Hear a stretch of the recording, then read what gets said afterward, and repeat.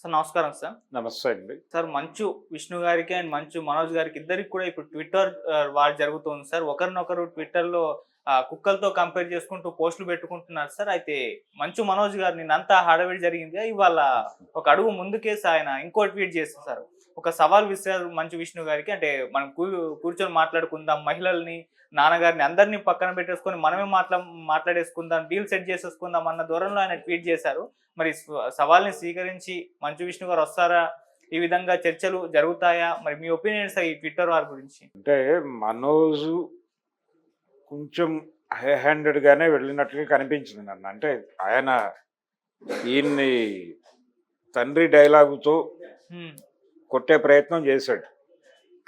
పెట్టి నిజానికి ఆ ట్వీట్ చేయకుండా ఉంటే బాగుండేది. వీళ్ళు ట్వీట్ల వారు ఆపేస్తే మంచిది. గౌరవప్రదంగా ఉంటుంది. బయటకి ఎందుకు తెలియాలి? బయట జనాలు మాట్లాడుకుంటున్నారని కదా వాళ్ళ పెయిన్. బయట మాట్లాడుకునే అవకాశం ఎందుకు కల్పిస్తున్నారు అసలు? మీరు ట్వీట్లు ఎందుకు చేయాలి? ఓపెన్‌గా కూర్చోబెట్టి మాట్లాడి సెటిల్ చేసుకోవచ్చు కదా నలుగురు పెద్ద మనుషులతో. ఇన్ కెమెరా ఎవరు నరమానవుడు లేకుండా మీ ఊళ్ళోనో, మీ ఇన్‌స్టిట్యూషన్‌లోనో అతన్ని కూర్చోబెట్టి మాట్లాడి సెటిల్ చేసేసుకుంటే అయిపోతుంది. బయట ఎవరు మీ గురించి బ్యాడ్‌గా మాట్లాడకూడదు అనేది మీ అభిప్రాయం. అది 2, 3 సందర్భాల్లో ఆయన అన్నాడు. ఫ్యామిలీ గొడవ ఇది, పర్సనల్ గొడవ, దీన్ని ఎందుకు మీరు పబ్లిక్ చేస్తున్నారు అన్నాడు ఆయన. అన్నప్పటికీ బయట దీని గురించి ఎందుకు మాట్లాడుకుంటున్నారంటే మీరు ఓపెన్ చేస్తున్నారు కాబట్టి. మీరు కూడా ఓపెన్ చేయకండి. మీరెందుకు సోషల్ మీడియాలో పెట్టాలి ఈ వ్యవహారాలన్నీ? మీ తమ్ముడు గురించి టార్గెట్ చేస్తున్నారు మీరు. అంటే మీరు ఏ ఇంటెన్షన్తో ఒక పోస్ట్ పెడుతున్నారో ప్రపంచానికి తెలియదు అని అనుకోవడం అమాయకత్వం.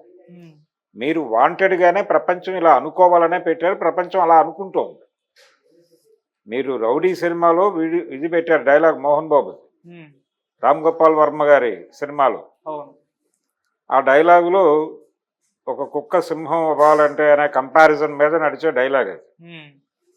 అంటే కుక్క అని ఎవరినన్నారు, సింహం అని ఎవరినన్నారు అనేది ప్రపంచం అర్థం చేసుకోనంత అమాయకంగా లేదు కదా. పెట్టినవాడు తన్ని తాను సింహంతో పోల్చుకోవటం, తను టార్గెట్ చేసిన వాడిని కుక్కతో పోల్చడం అనేది సహజ పరిణామం. దీనికి ఎవరూ పెద్ద బుర్రలు బద్దలు కొట్టుకోవాల్సిన అవసరం లేదు. సో తన్ని తాను సింహంగా విష్ణు గారు అనుకుని కుక్కగా ఎవరినైనా ఉంటాడు. అంతకు ముందు రోజు బయటలు ఇచ్చాడు ఆయన. ఎవరు? మనోజ్. బైట్ అనగానే మనకు గుర్తొచ్చే జంతువు కుక్కే. సో బైట్ బార్కింగ్ ఈ గొడవ అంతా మనోజ్ చేశాడు. దానికి కౌంటరు ఈయన ఈ ట్వీట్ రూపంలో ఇచ్చాడు అని ప్రపంచం ప్రాపర్గానే అర్థం చేసుకుంది. అయిపోయింది, పర్పస్ నెరవేరింది. వెంటనే ఆయన రియాక్ట్ అయ్యాడు. ఈయన ఆయువు పట్టు మీద కొట్టే ప్రయత్నం చేశాడు. ఆయువు పట్టు మీద అంటే ప్రస్తుతం కన్నప్ప అనేటువంటి సినిమాతో వస్తున్నాడు ఈయన త్వరలో. ఈ వస్తున్న సినిమాని టార్గెట్ చేశాడు ఆయన. అది ఆయువు పట్టు మీద కొట్టడమే. ఏమని చేశాడు? సింహం అని కృష్ణరాజుని పోల్చాడు. పోల్చి ఈయన్ని ఏమన్నాడు? ఒక దారుణమైన మాట వాడాడు. ఫ్రాడ్ కుక్క అన్నాడు.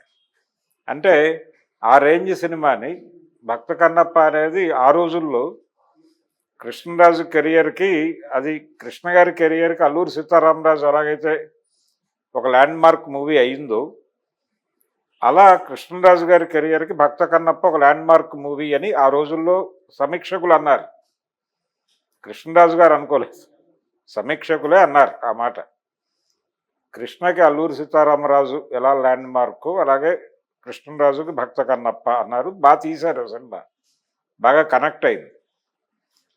ఇంత కనెక్ట్ అయినటువంటి సినిమాని పట్టుకుని ఇప్పుడు మీరు అదేదో అంటే ఆ సినిమాని ఎలా ఎన్హాన్స్ చేస్తోంది అవన్నీ విడిగా చెప్పుకున్నాడు ఆయన, మంచు విష్ణు గారు. కానీ ఆ సినిమా రిజల్ట్ మీద దెబ్బ కొడుతూ, అది సింహం, భక్త కన్నప్ప అనే సినిమా సింహం, కృష్ణరాజు గారి సింహం. అయితే మీరు ఆయనలాగా కనిపించే ప్రయత్నం చేస్తున్నారు. అంతకంటే గొప్ప సినిమా తీస్తున్నానని చెప్తున్నారు. ఇది ఫ్రాడ్ చేయటం, ఆడియన్స్ని ఫ్రాడ్ చేయటం అని ఫ్రాడ్ కుక్క అన్నాడు అనే విషయం కూడా ప్రపంచానికి అర్థమైంది. వారు ఫ్రాడ్ కుక్క అని ఎవరినన్నారు, సింహం అని ఎవరినన్నారు క్లియర్గా అర్థమయ్యేలాగా ఆ పైన బొమ్మలు పెట్టాడు ఆయన. అవును. ఆ బొమ్మల ప్రకారం ప్రపంచం ఏమని అర్థం చేసుకుందంటే సింహం కృష్ణరాజు అని, ఫ్రాడ్ కుక్క మంచు విష్ణు అని అర్థం చేసేసుకుంది. ఓకే, పబ్లిక్ క్లియర్గా ఉన్నారు, క్లారిటీతో ఉన్నారు. ఇప్పుడు వీళ్ళిద్దరూ ఒకళ్ళనొకళ్ళు కుక్క అని ఫ్రాడ్ కుక్క అని తిట్టుకోవటం అవసరమా? వాళ్ళిద్దరూ అనేసుకున్న తర్వాత ఒకళ్ళనొకళ్ళు ఆ లెవెల్లో తీసుకొచ్చేసిన తర్వాత ఇంకొంచెం దిగజార్చి ప్రపంచం మాట్లాడుకుంటుంది కదా. ఆ అవకాశం ఎందుకు ఇస్తున్నారు మీరు ప్రపంచానికి? పైగా ఎందుకు మా ప్రైవేట్ జీవితాల్లోకి వచ్చేస్తున్నారని మళ్ళీ ఏడ్చే హక్కు ఎక్కడిది మీకు? మీ జీవితాలను మీరే ఓపెన్ చేసేసుకుని మీరే రోడ్డు మీదకి వచ్చి గొడవ చేస్తూ, మీరే పబ్లిక్ న్యూసెన్స్ చేస్తూ, పబ్లిక్ వచ్చి మా జీవితాల్లోకి వస్తున్నారు, మీడియా మా జీవితాల్లోకి వచ్చేస్తుంది అని ఏడుపెందుకు? తప్పు కదా అది. అది డ్యూయల్ రోల్ వ్యవహారం కదా, ద్వంద్వ ధోరణులు. అది సైకలాజికల్ డిజార్డర్. అందుకని దయచేసి మీరు ప్రపంచం ముందు మీ విషయాలు పెట్టకండి. ఆయన పబ్లిక్గానే మాట్లాడాడుగా మైకుల ముందు.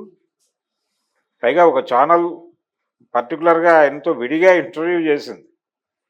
ఆ ఇంటర్వ్యూలో చాలా స్పష్టంగా చెప్పాడు ఆయన, అయ్యా మీరే చూశారు కదండి వాళ్ళ బౌన్సర్లు అటునుంచి వచ్చి కొట్టడం, అటునుంచి వచ్చి నా మనుషుల మీద దాడి చేసి పెడుతున్నారు వారు, అదంతా చూశారు కదా మీరు అని మాట్లాడాడు ఆయన ఓపెన్గా.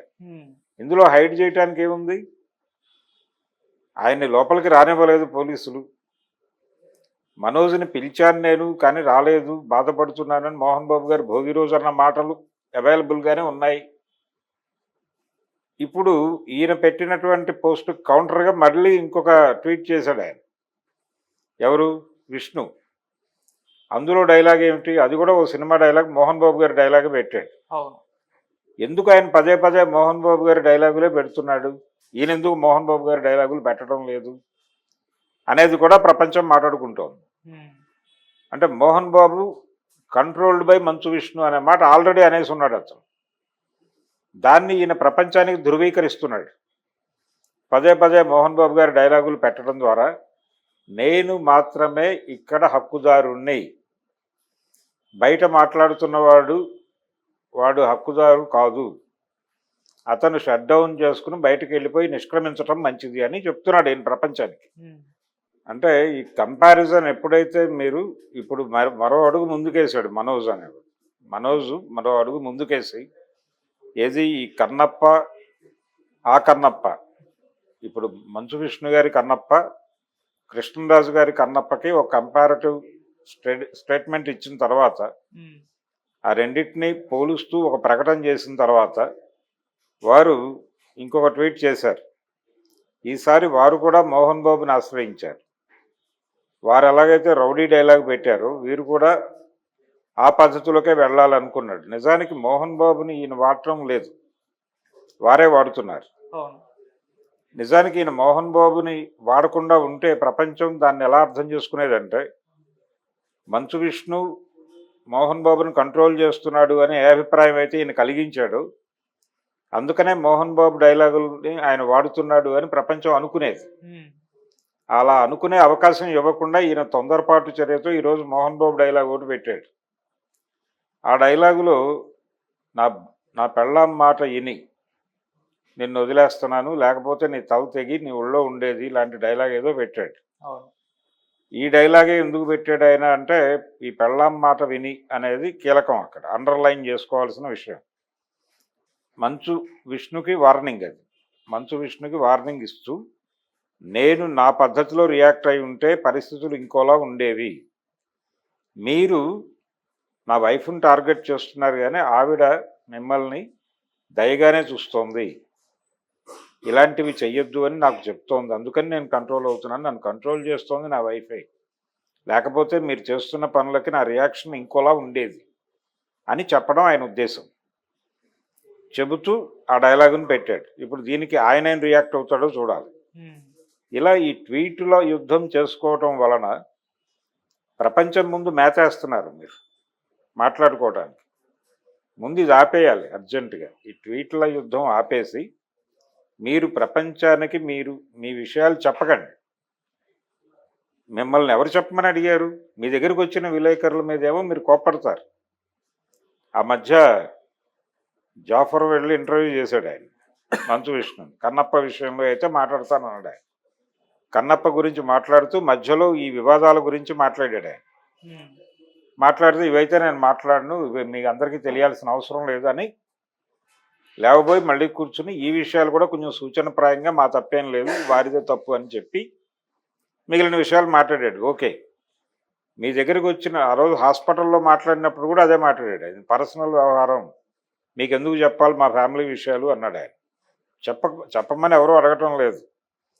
మీరు రోడ్డు మీదకి వచ్చి కొట్టుకుంటుంటే ఏమిటి విషయం అని అడుగుతున్నారు అంతే. మీరు సెలబ్రిటీస్ కాబట్టి అడుగుతున్నారు. సెలబ్రిటీస్ కాకపోయి ఉంటే ఇంకొక పద్ధతిలో రిపోర్ట్ అయి ఉండేది. అది మోహన్ బాబు గారి ఫ్యామిలీలో ఇబ్బందులు జరుగుతున్నాయి కాబట్టే మాట్లాడుకుంటోంది ప్రపంచం. అందుకని మీరు డిస్క్లోజ్ చేయకండి, మీ రహస్యాలు మీ దగ్గరే పెట్టుకోండి. మీ తమ్ముడిని మాట్లాడొద్దు బయట అని చెప్పే ముందు మీరు కూడా మాట్లాడటం మానేయండి. ఈ ట్వీట్ల యుద్ధం ప్రారంభించింది మంచు విష్ణుని. అందుకని మంచు విష్ణు గారు ట్వీట్ల యుద్ధం ఆపేసి, ఎలాగైతే ఆయన బయట మాట్లాడకూడదు అనుకుంటున్నాడు కాబట్టి మీరు చెప్పిన నీతులు మీరు పాటించండి. ఆ తర్వాత ప్రపంచం పాటిస్తుందా లేదా అనేది చెక్ చేయండి. ఓకే. అప్పుడు ప్రపంచాన్ని కరెక్ట్ చేయండి, మీ తమ్ముడిని కరెక్ట్ చేయండి.